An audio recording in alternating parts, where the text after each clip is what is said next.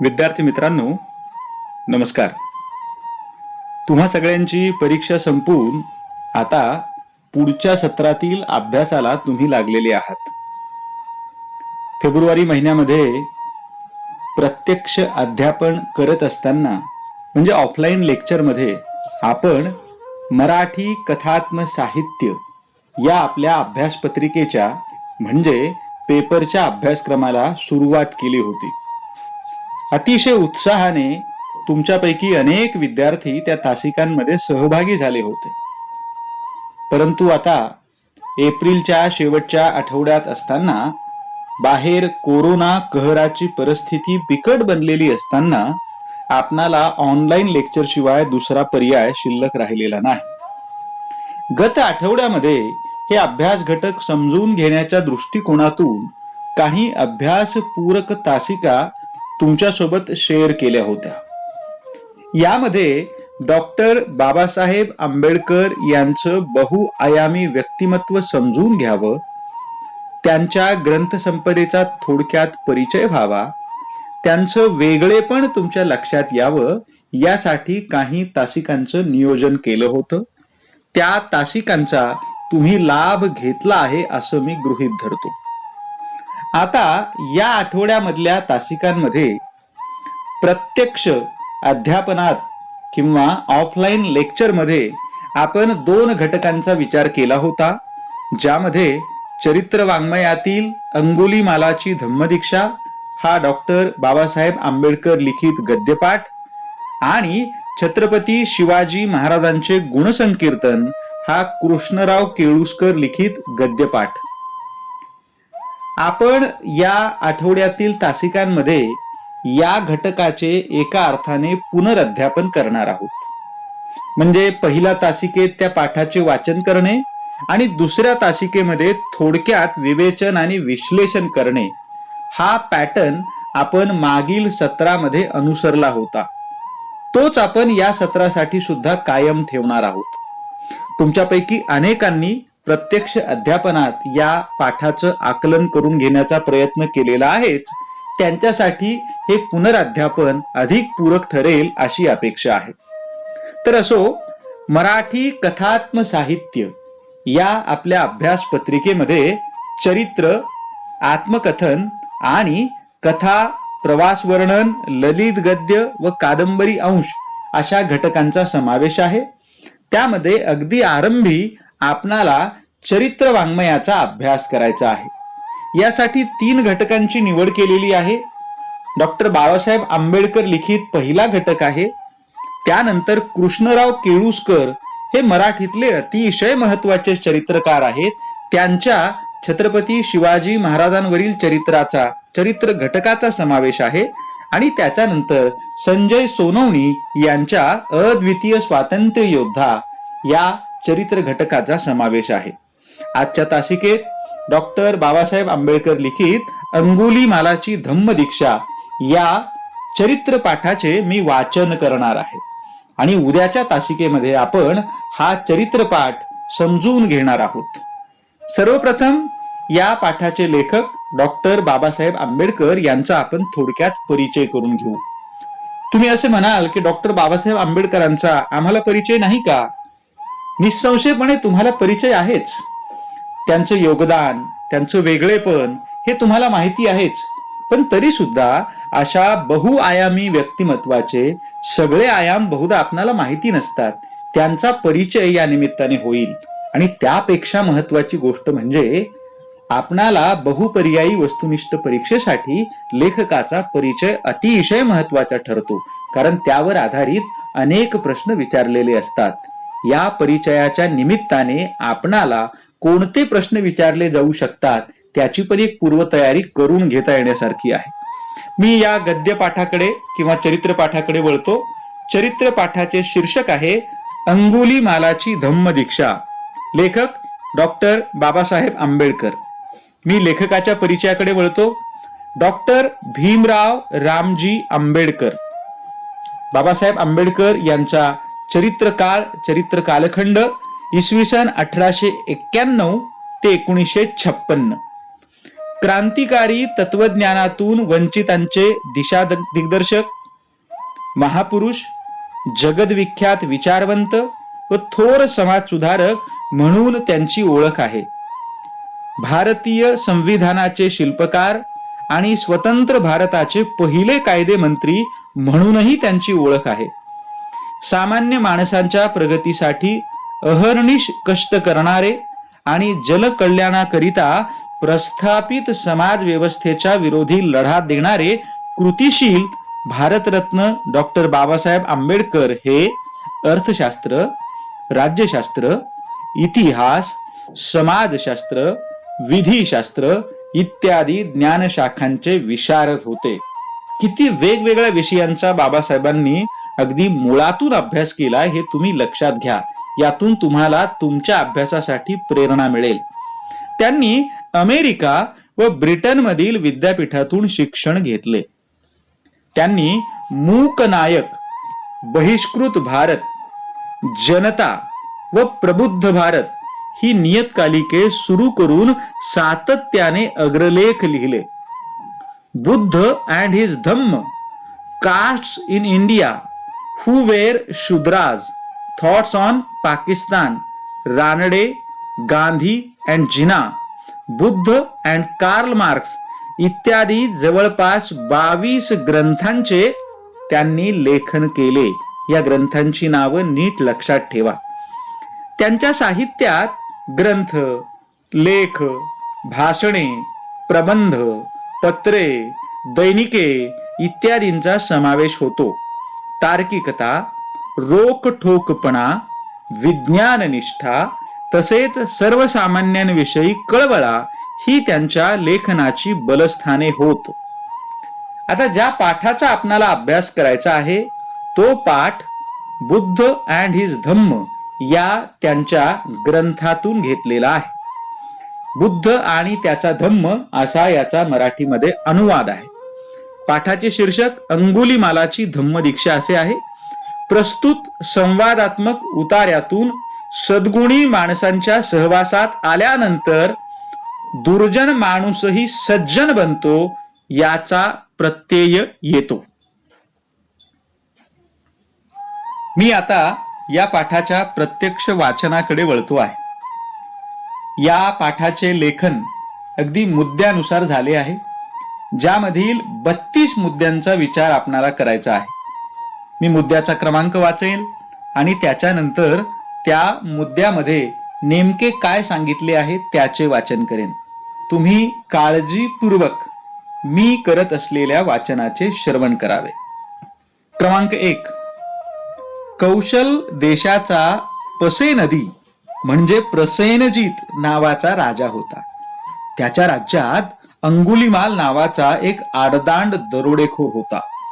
खून आणि रक्तपात यामुळे त्याचे हात नेहमी रक्ताने बरबटलेले असत आणि तो कुणालाही कधीही दया दाखवित नसे.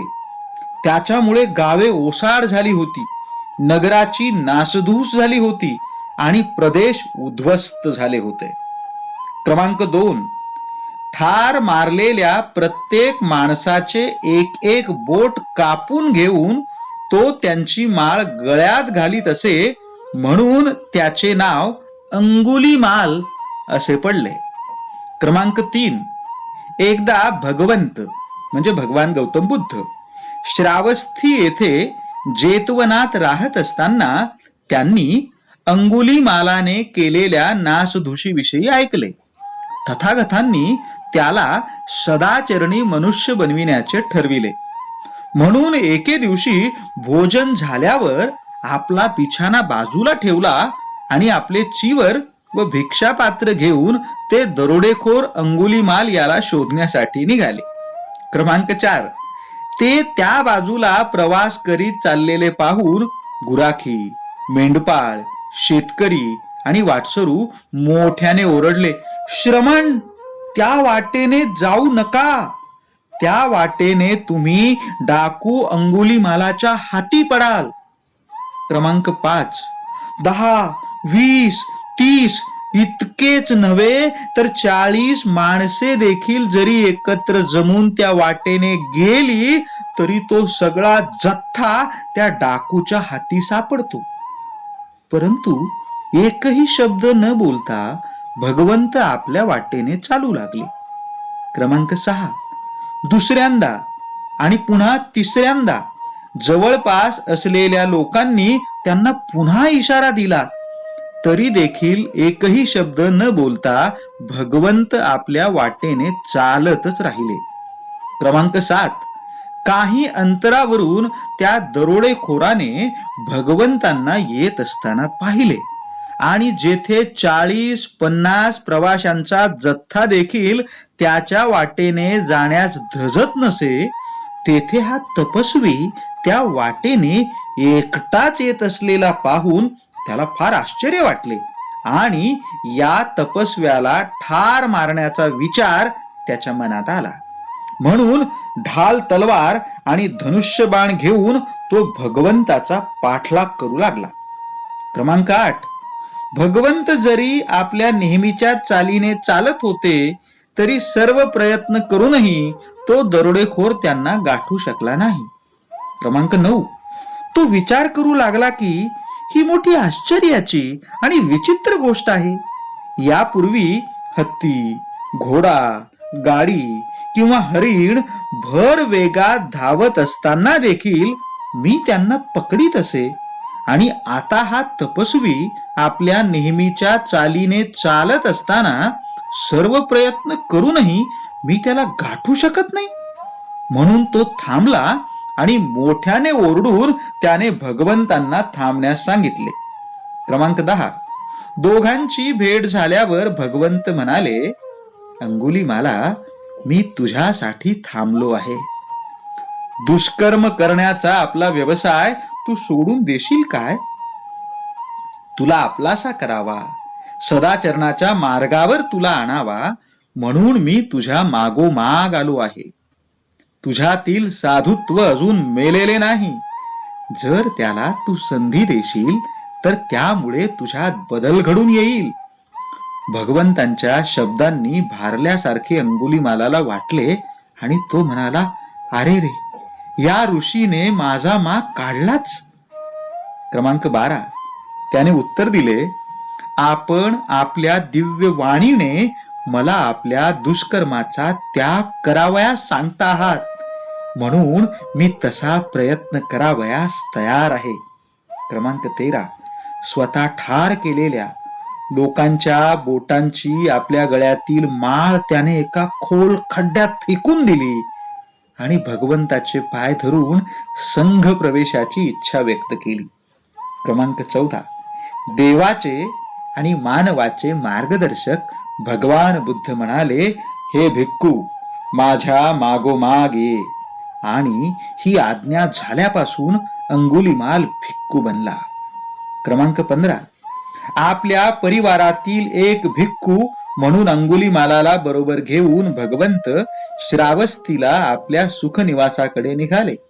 त्यावेळी राजा पसे नदीच्या अंतप्रासादाच्या दाराशी लोकांचा प्रचंड समुदाय जमला होता आणि आपण जिंकलेल्या प्रदेशात अंगुलीमाल हा या नावाचा एक दांडगा टाकू अत्याचार करून निरुपद्रवी लोकांना ठार करतो आहे किंवा जखमी करतो आहे आणि स्वतः मारलेल्या लोकांच्या बोटांची एक माळ आपल्या गळ्यात घालण्यात धन्यता मानतो आहे, त्याचा निपात करा, असे समुदाय ओरडत होता. प्रसेनजिताने त्याला मारण्याचे आश्वासन दिले, पण त्यात त्याला यश आले नाही. क्रमांक 16. एके दिवशी सकाळी राजा प्रसेनजित भगवंतांना भेटण्यासाठी जेतवनात गेला. भगवंतांनी विचारले, राजा, काय झाले? मगधाच्या सेनीय बिंबिसाराचा, वैशालीच्या लिच्छवींच्या किंवा एखाद्या शत्रूचा त्रास सुरू झाला आहे की काय?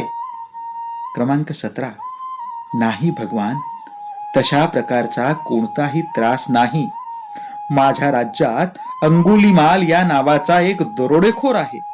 त्याने माझ्या राज्यात धुडगूस घातला असून तो माझ्या प्रजाजनांवर अतिशय अत्याचार करीत असतो.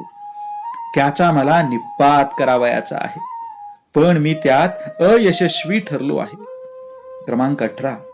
राजा मुंडन केलेला, काशाय वस्त्र धारण करून भिक्खू सारखा दिसणारा, जो कोणाला मारित नाही, जो चोरी करीत नाही, खोटे बोलत नाही, जो दिवसातून एकाच वेळेस जेवतो आणि श्रेष्ठ जीवन जगतो, अशा अंगुलीमालाला तू पाहिलेस तर तू काय करशील?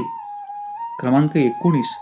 भगवान, मी त्याला वंदन करीन, त्याला भेटण्यासाठी उठून उभा राहीन, किंवा त्याला बसण्याचे आवाहन करीन, अथवा वस्त्रे व इतर आवश्यक वस्तू स्वीकारण्याविषयी त्याला विनंती करीन, किंवा त्याच्या रक्षणाची आणि सुरक्षिततेची व्यवस्था करीन. परंतु असल्या दुष्ट आणि पापी माणसावर सद्गुणाची छाया तरी पडणे कधी शक्य आहे काय? क्रमांक 20. त्या क्षणी आपल्या अगदी जवळ बसलेल्या अंगुलीमालाकडे आपला उजवा हात दाखवून भगवंत म्हणाले, राजा, हा पहा अंगुलीमाल. क्रमांक 21. हे ऐकताच राजा भयाने निशब्द झाला आणि त्याच्या अंगावरील केस अन केस ताठ उभे राहिले. ते पाहून भगवंत म्हणाले, भिवू नकोस राजा, भिवू नकोस. या ठिकाणी भिण्याचे काही कारण नाही. क्रमांक 22. त्यामुळे राजाची भीती कमी झाली आणि तो स्थवीर अंगुलीमाला जवळ जाऊन म्हणाला, आपण खरोखर अंगुलीमाल आहात काय? क्रमांक 23. महाशय, आपल्या पित्याचे गोत्र कोणते होते आणि आपल्या मातेचे कोणते? माझ्या पित्याचे गोत्र गार्ग्य होते आणि माझ्या मातेचे गोत्र मंत्राणी म्हणजे मैत्रायणी होते. क्रमांक 24. गार्ग्य मैत्रायणी पुत्रा, सुखी हो, आपल्या सर्व गरजा पुरविण्याची काळजी घेईन. क्रमांक 25. परंतु आता अंगुलीमालाने वनवासाची, भिक्षेवर जगण्याची व तीही पेक्षा अधिक चिवरे न वापरण्याची प्रतिज्ञा केली होती, म्हणून आपल्याला 3 वस्त्रे वापरायला मिळाली आहे. या कारणास्तव त्याने राजाने देऊ केलेले सहाय्य नाकारले. क्रमांक 26. नंतर राजा भगवंताच्या जवळ गेला आणि त्यांना वंदन करून एका बाजूला बसल्यावर म्हणाला, आश्चर्य आहे भगवंत, खरोखर हे आश्चर्य आहे. अमानुषाला माणसाळविण्याची, अपराजिताला पराभूत करण्याची भाषा, अशांताला शांत करणारी भगवंतांची केवढी किमया. हा असा पुरुष आहे ज्याला काठीने किंवा तलवारीने मी जिंकू शकलो नाही, परंतु काठी किंवा तलवार यांचा मुळीच उपयोग न करता भगवंतांनी त्याला जिंकले. भगवंत, मला आता गेलेच पाहिजे, कारण बरीच कामे मला अद्याप उरकावयाची आहेत. क्रमांक 27. राजन, आपल्या मर्जीप्रमाणे होऊ द्या. नंतर आपल्या आसनावरून उठून राजाने भगवंताला अत्यंत आदराने अभिवादन केले व तो निघून गेला. क्रमांक 28. एके दिवशी चिवर परिधान करून आणि हातात भिक्षापात्र घेऊन अंगुलीमाल भिक्षेसाठी श्रावस्तीत गेला असताना एका माणसाने त्याला वीट फेकून मारली, तर दुसऱ्याने सोटा मारला, तिसऱ्याने खापरीचा तुकडा त्याच्यावर फेकून मारला. त्यामुळे त्याचे डोके रक्तबंबाळ झाले, त्याच्या भिक्षापात्राचे तुकडे तुकडे झाले व त्याची वस्त्रे फाटून गेली. आणि तशा स्थितीत तो भगवंतांच्या समोर येऊन उभा राहिला. तो जवळ येत असताना भगवंत त्याला म्हणाले, हे सगळे सहन कर, हे सगळे सहन कर. क्रमांक 29. याप्रमाणे भगवान बुद्धाची शिकवण स्वीकारून डाकू अंगुलीमाल एक संत पुरुष बनला. क्रमांक 30. मुक्तीचा आनंद व्यक्त करीत तो म्हणाला, ज्याच्या ठाई पूर्वी अनास्था होती तो आता आस्था दाखवू लागतो. आपले पूर्वजीवन जो सद्गुणांनी झाकून टाकतो आणि आपल्या तारुण्यात जो बुद्धाला शरण जातो, तो वादळातून मुक्त झालेल्या चंद्राप्रमाणे सर्व पृथ्वीला प्रकाशमान करतो. क्रमांक 31. माझ्या शत्रूंनी ही शिकवण समजून घ्यावी व या मार्गाचा अवलंब करावा आणि सतत त्या मार्गाने अवलंबन करणाऱ्या प्रज्ञापुत्रांना त्यांनी अनुसरावे. माझ्या शत्रूंनी विनम्रता आणि क्षमाशीलतेचा संदेश वेळीच ऐकावा आणि आपल्या जीवनात तो आचरणात आणावा. क्रमांक 32. स्वतःला अंगुलीमाल म्हणून व प्रवाहपतीत होऊन मी दरोडेखोराचे जीवन जगत होतो, पण भगवंतांनी त्या प्रवाहातून मला किनाऱ्याला आणले. अंगुलीमाल म्हणून मी रक्ताने माखलेला होतो, आता माझा उद्धार झाला आहे. विद्यार्थी मित्रांनो, भगवान बुद्ध आणि त्यांचा धम्म या ग्रंथातून प्रस्तुत चरित्रपाठ घेण्यात आला आहे. आजच्या तासिकेत आपण या चरित्रपाठाचे वाचन केले. पुढील तासिकेत आपण त्याच्या विवेचन आणि विश्लेषणाकडे वळूया. धन्यवाद.